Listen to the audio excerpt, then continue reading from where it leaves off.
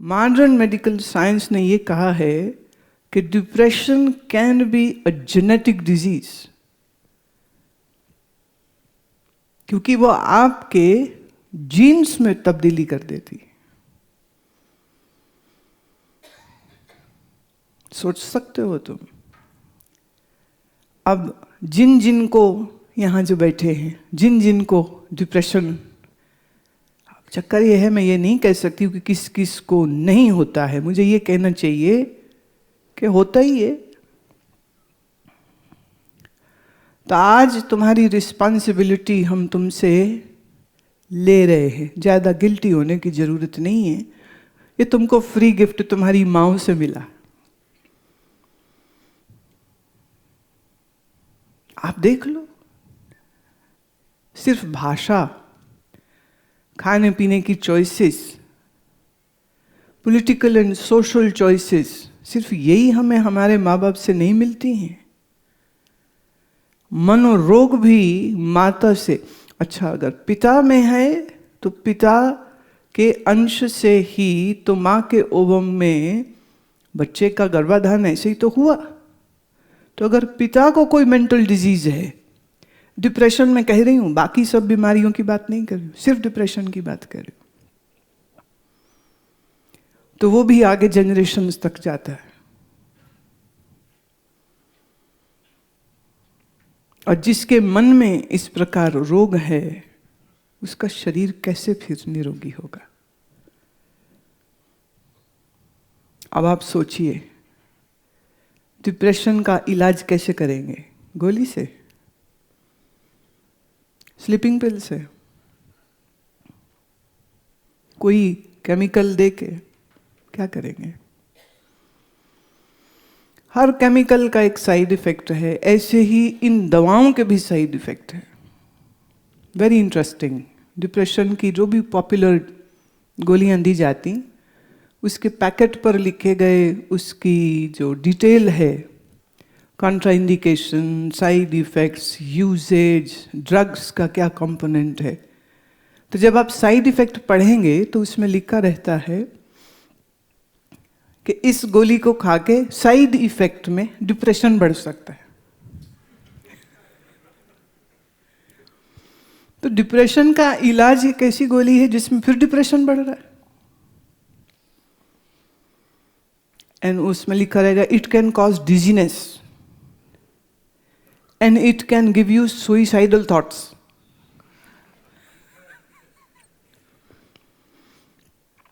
Company को लिखना पड़ता है, कंपनी ड्यूटी पूरी करती है, लेकिन ना आपका डॉक्टर ये बताएगा, ना आप खुद पढ़ेंगे उस रैपर को। वो जो अंदर कागज होता है ना, वो तो कोई देखता ही नहीं, खोलता ही नहीं उसको तो। और वो लिखा भी इतने छोटे फॉन्ट में होता है कि जल्दी की पढ़ा भी ना जाए। और लोगों को इतनी जल्दी होती है दवा खाने की कि बस मुंह में गोली डालो, हम जल्दी से ठीक हो जाए। लेकिन इस दवा के असर क्या होंगे? जैसे बहुत सी नींद की दवाएं, उस पर लिखा रहता है कि इसको खाने से स्लीप डिसऑर्डर्स हो सकते हैं। भाई, it is already sleep disorder. और इससे आपका लिवर खराब हो सकता है, आपकी किडनी डैमेज हो सकती है। और डॉक्टर ने लिख दी, तुमने खा ली। अरे भाई, पूछ तो लो, ये दवा दे रहे हो कि दवा के नाम पे ही जहर दे रहे हो?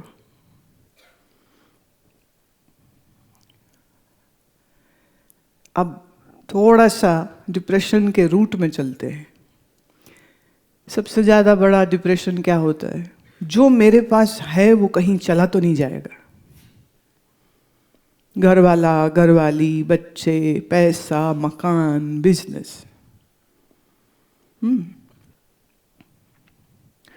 दूसरा होता है, हाय मैं कहीं मर ना जाऊं, या जिनको मैं प्यार करता हूं कहीं ये ना मर जाएं। लॉजिकली सोचिए, कबीर जी बेचारे कह गए, आया है सो जाएगा, राजा रंग फकीर। एक सिंहासन चढ़ चले, एक बांधे चले जंजीर। अब तुम कह रहे हो हम तो कबीर जी को झूठा साबित करेंगे, हम तो नहीं मरेंगे। हम क्यों मरें? कोई तुम्हें कहे जा मर जा कहीं जाके, तो तुम जूता चप्पल जो मिले गोली बंदूक चाकू लेके पड़ जाओगे, तू मार मैं क्यों मरूं। पर जो कहता है जा मर जा, वो खुद नहीं मरेगा। और जिसको कह रहा है जा मर जा, क्या वो एक दिन नहीं मरेगा? दोनों ही मरने वाले। तो ये गाली कैसे हुई? ये तो सत्य प्रवचन हो गया।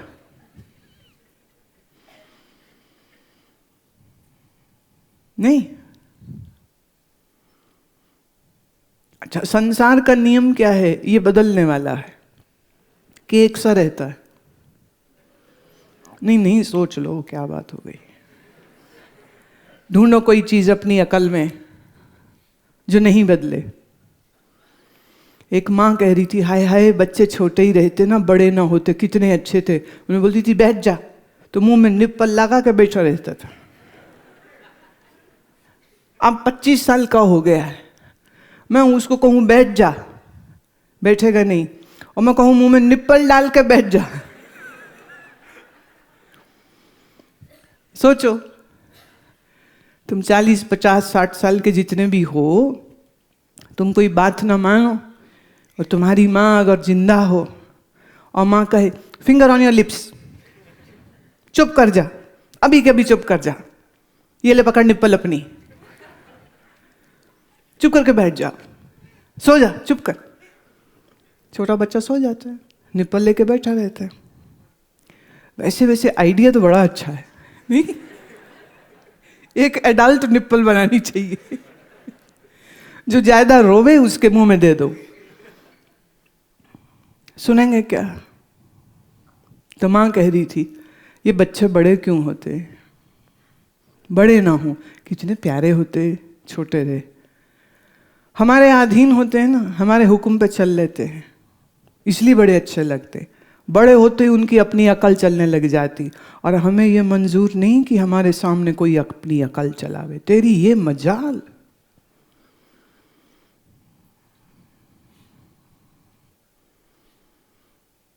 बच्चा है वो जवान होगा, जवान है वो बूढ़ा होगा, बूढ़ा होगा तो कुछ समय और जी करके फिर प्राण छोड़ देगा। नियम है ये संसार का।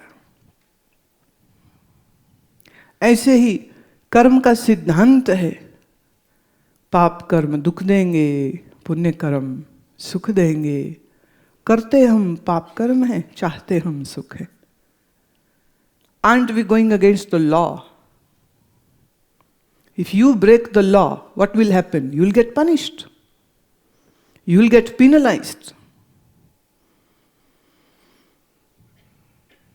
कर्म का सिद्धांत है, 4 पर्दों में छिपके करो, बुरा कर्म पाप कर्म है, फल दुख देगा। हम ऐसे अकलमंद लोग हैं, अपनी अकल का प्रयोग अपने दुष्कर्मों को जस्टिफाई करने के लिए इस्तेमाल कर लेते। जैसे हम झूठ बोले तो हम कहते हैं लो जी, बगैर झूठ बोले गुजारा होता है क्या? एक लड़का यहां आता, उसने बात सुनी झूठ सच की तो कुछ दिल में लग गई।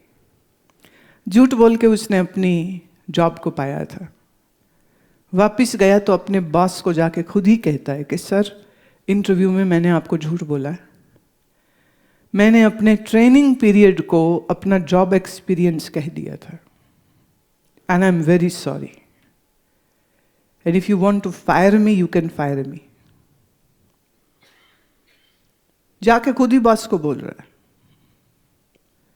बॉस ने बात सुनी, कहता है ठीक है तुमने ऐसा कहा, पर अब 2 साल से मैं तुम्हारे काम को देख रहा हूं, you are very hard working employee, so I think so I won't mind, it's okay, and I think so I need to change your department. Department बदल गया।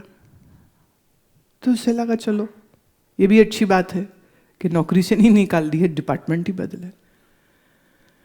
जब वो अपनी सैलरी का चेक लेने गया पहली तारीख को, तो उसकी सैलरी 5,000 रुपया बढ़ी हुई थी।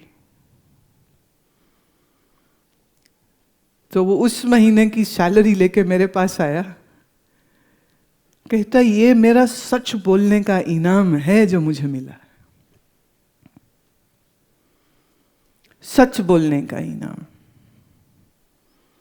कह रहे आज तक यही लगता था कि झूठ कन्वीनियंस है, हम सजा से बचते हैं, हम अच्छी चीजों को पा सकते हैं झूठ बोले तो। प्रैक्टिकली मैंने अनुभव करके देख लिया है, सच बोलने से हमारा कुछ बिगड़ता नहीं, हमारा कुछ संवरता जरूर है। तो इस महीने की ये मेरी सैलरी, ये मैं आपको समर्पित करता हूं।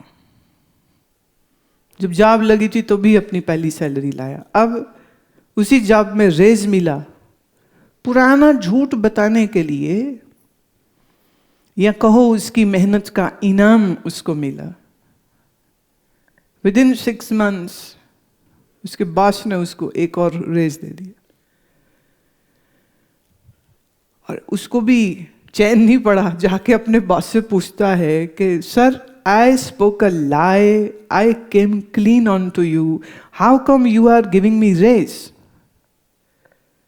बॉस ने जवाब दिया, इस तरह के लोग आजकल ढूंढे नहीं मिलते हैं और मेरे ऑफिस में है। So I'm very very happy and proud of you. पर जिसने झूठ बोला है उसका मन अमल हो सकता है, बेईमानी करे मन अमल में हो सकता है। तो शर्त है, कबीर ने शर्त रखी, ये राम रस मत वाला उसको करेगा जिसका मन अमल है, जिसका मन विमल है, जिसके मन में कोई दाग नहीं है।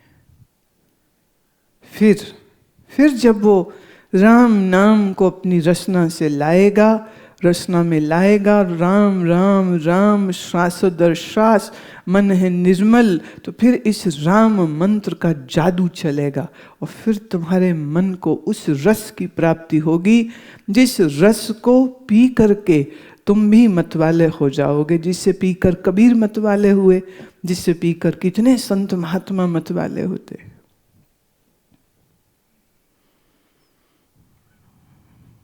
अब इस मन को निर्मल बनाने के लिए हम क्या करें? जीव तो जो है उसमें तो कोई चेंजेस लाने की जरूरत नहीं, और राम में जो शक्ति है वो है, उसमें भी कुछ चेंज लाने की जरूरत नहीं। ये जो बीच में मन है ना, सारी गड़बड़ यहीं पे है। श्री कृष्ण गीता में कहते हैं, देव द्विज गुरु प्राज्ञ पूजनम शौचम आर्जवम ब्रह्मचर्यम अहिंसा च शरीरम तप उच्यते। अनुद्वेगकरं वाक्यम सत्यम प्रियहितं च यत् साध्याय अभ्यासनं चैव वाङ्मयं तप उच्यते। पहली, देव द्विज गुरु प्राज्ञ पूजनम। देवता का, विद्वान का, सद्गुरुदेव का, प्राज्ञपूर्ण प्रज्ञा जिनकी जागृत हो गई है, ऐसों का पूजन करे। पूजन करे। पूजन माने कई प्रकार से हो सकता है। एक तो है मन से प्रेम करना, श्रद्धा करना, ये भी पूजा है। और फिर दूसरा जो हमारा भारतीय संस्कार है वह है श्री गुरुदेव को तिलक लगाए, श्री गुरुदेव के माला पहनाए, श्री गुरुदेव के बैठने का आसन अच्छा बनाए, श्री गुरुदेव के दर्शन करे, श्री गुरुदेव की यथा उचित सेवा करे। और यही भाव वो कहते विद्वान जनों के लिए भी रखे,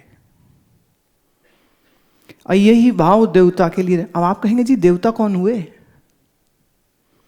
जो वेद में जिसको बोलते हैं इंद्रदेव, अग्निदेव, वायुदेव, इसको अब आपने सीरियल देखे होंगे ना, तो उसमें आपका दिमाग चलेगा। और यहाँ से कोई हॉल से निकले और हमारे सरोवर पे खड़ा हो जाए हाथ जोड़ के, हे जलदेव प्रकट हो, हम आपका पूजन करेंगे, कोई नहीं आने वाला।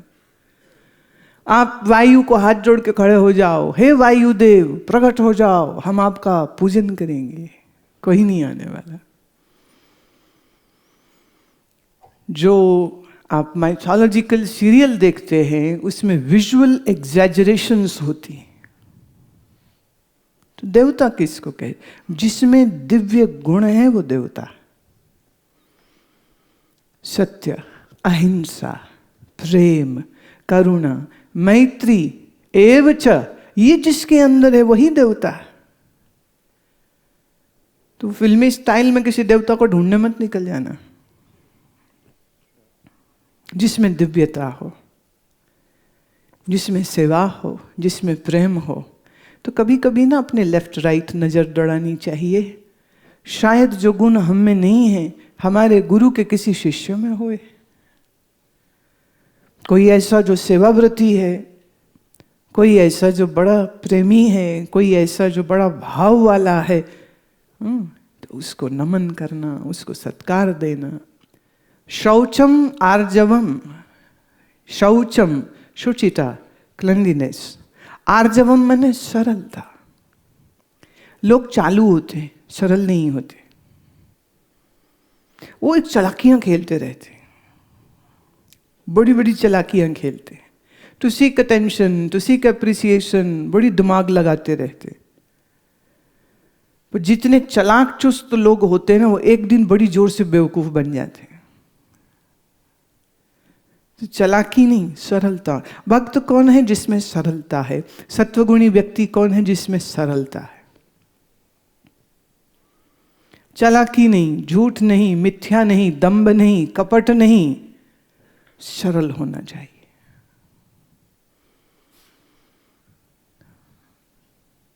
एक गुरु के आश्रम में नियम था, सारे शिष्य 5 बजे गुरु जी के पास जाके बैठते थे। और एक चेला आया नहीं, तो दोपहर में गुरु के सामने गया तो गुरुदेव ने पूछा, अरे सुबह तुम कहाँ थे? अब चालाकी चुस्ती कपटी होए तो कोई भी कहानी बना ले। तुम्हें मालूम ही है क्या क्या वो बोल सकते हैं, तो मैं उस ओर नहीं जा रही, मैं जा रही हूं सरलता की ओर। शिष्य कहता, गुरुदेव रात मच्छर काट रहे थे, देर तक नींद नहीं आई, और फिर सुबह में जाके नींद लगी, मैं तो सोता ही रह गया। गुरु कहते तो क्या हो गया? अरे निद्रा कोई पाप तो नहीं है, और अच्छे से सो लिए ना, बहुत अच्छा किया। अब पूरी एनर्जी के साथ सेवा कार्य में जुट जाओ। एक कपटी चेला सुन रहा था ये, अगले दिन सुबह वो भी नहीं उठा, क्योंकि उसे लगा ये तो टिकट हो गया। गुरुजी ने दोपहर में उसको पूछा, कहाँ थे सुबह? कहते महाराज रात मच्छर बड़े काट रहे थे, नींद नहीं लगी थी, सुबह जाकर के नींद लगी थी, इस करके उठ नहीं पाया। गुरु कहते, धूर्त आदमी, तू यहां सोने आया है? तू सोने के लिए आया है यहां पर? चल अब झाड़ू पकड़ और पूरे आश्रम में झाड़ू लगा, तेरी नींद खुले। वो कपटी सोचता है ये क्या चक्कर भाई, ये तो बात ही उल्टी पड़ गई। तो वो झाड़ू भी लगावे और साथ में बुड़ावे। और उससे ये नहीं मालूम था कि गुरुदेव पीछे ही खड़े हो गए थे आके। गुरुजी कहते, कुछ बोले? बोलो। तो रहा नहीं गया तो खींच के बोल दिया। क्या उसने बोला तो आप उसको कहते कोई बात नहीं, नींद लग गई तो लग गई, कोई बात नहीं। मैंने वही बात बोली तो झाड़ू पकड़ा रहे हैं। तो ये भेदभाव क्यों? गुरु कहते भेदभाव इसलिए वो सरल था, वो रोज उठने वाला था, इसलिए उसने बिना किसी छुपाव के सत्य बोला मुझे, और मैं उसकी नियत जानता हूं। और तुमने उसकी बात को बहाना बना के अपने आलस्य को फ्री राइड दिया है। तू कपट कर रहा है, तू बहाना बना रहा है। बात सरलता की है, बात एक ही है पर एक्चुअली एक नहीं है। उसकी जेन्युइन रीजन थी और इसने बेईमानी करी। तो मन अमल कैसे होगा? आर्जवम, सरलता, सरलता होनी चाहिए। अपने अवगुण को, अपनी गलती को स्वीकार करना, छुपाना नहीं। सरलता, it gives you innocence, it gives you innocence. और कपट, झूठ, दंभ, ये मन में कुटिलता लाते हैं, मन को मैला करते हैं। अब मैले मन से करते रहो राम राम राम राम, कुछ नहीं होने वाला।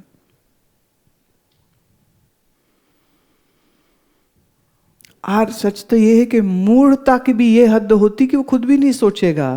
कि कबीर कहते हैं मैं राम राम करता हूं तो मैं मतवाला हो गया हूं, और ये प्रश्न भी नहीं उठेगा कि हम भी तो राम राम कर रहे हैं, हम क्यों नहीं मतवाले हो रहे? क्या हो रही है गड़बड़, क्या हो रही है गलती? संशय भी नहीं उठेगा।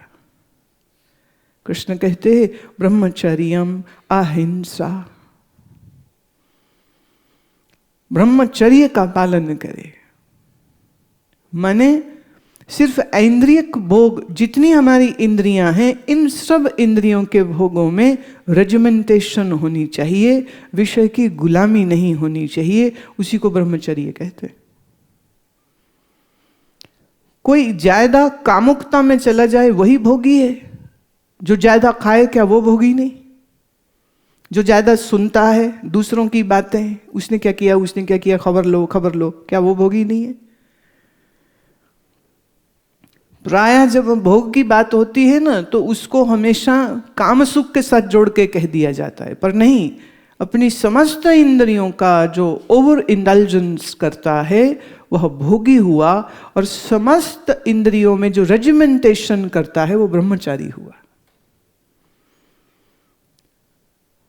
हमारे भारत में बहुत से योगी ऐसे हुए हैं जो ग्रस्त थे, जिनकी संतानें थी। हमारे पुराने बहुत सारे ऋषि विवाहित थे, पत्नी वाले थे, लेकिन तो भी उनके लिए ये कहा जाता है कि वो ब्रह्मचार्य का पालन करते थे। हाउ, पत्नी है तो ब्रह्मचारी कैसे? बच्चे हो गए तो ब्रह्मचारी कैसे? संतान उत्पत्ति हेतु पति पत्नी का संबंध बने, और बाकी समय में वो संयम और नियम, सुख के लिए वो संभोग नहीं करता है, वो सुख के लिए आत्मचिंतन करता है। फर्क हो गया ये, बहुत बड़ा, बहुत बड़ा फर्क हो गया। आम स्त्री पुरुष भोगी हैं सुख की इच्छा से, लेकिन जो ऋषि है, जो योगी है, अगर वो विवाहित है तो वो स्त्री सुख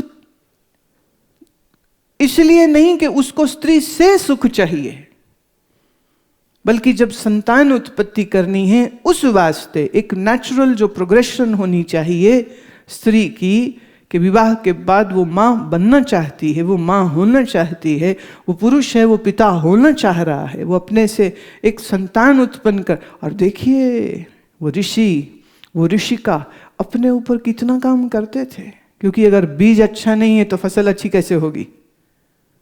सड़े हुए बीजों से अच्छी फसलें नहीं होती हैं।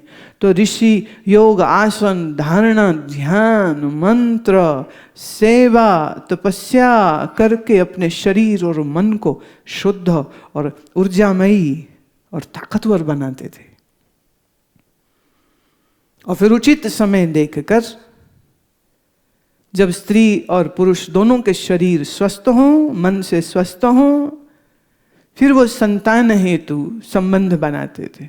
इसीलिए इनकी जो संतानें उत्पन्न होती वह एक से एक बढ़िया, श्रेष्ठ से श्रेष्ठ होते थे। और जिनकी ऐसी तैयारी नहीं है, जैसे वो खुद कामी क्रोधी लोभी, आगे उनकी संतान भी उनके ही जैसी कामी क्रोधी लोभी, और समय समय के साथ ये पतन और ज्यादा ज्यादा ज्यादा होता चला जा रहा है। सच बोलती हूं मैं, मतलब दुख आता है कभी कभी देखती हूं, जब यहां आते हैं आश्रम में, सत्संग में आते हैं, शिविर में आते हैं, लेकिन उन्होंने अपने बच्चों को कुछ नहीं सिखाया। ना वो सुबह उठें, ना वो आसन करें। उनके बच्चे, तुम्हारे बच्चे कह रही हूं मैं। कभी कभार हमें मिल लिया, कभी कभी मिलके प्रणाम कर दिया, इसको तो हम धार्मिक व्यक्ति नहीं कह सकते, आध्यात्मिक व्यक्ति नहीं कह सकते। प्रश्न ये है, क्या वो तुम्हारी तरह, पहला प्रश्न, क्या तुम सुबह उठ के आसन प्राणायाम करते हो? एक ने कहा जी बैडमिंटन खेलते हैं, एक ने कहा जी पार्क में सैर करते हैं, एक ने कहा जी हम दौड़ लगाते हैं। These are sports. These can be games. These are not equivalent to asana. पहला तुम करो, दूसरा तुम्हारे बच्चों को तुम ये संस्कार दो। तुम्हारे घर में संत नहीं आते, इससे बड़ी शर्म की बात और क्या हो सकती। तुम्हारा घर, तुम ऐसे होने चाहिए कि संत खुद कहे अच्छा हम तुम्हारे आते हैं।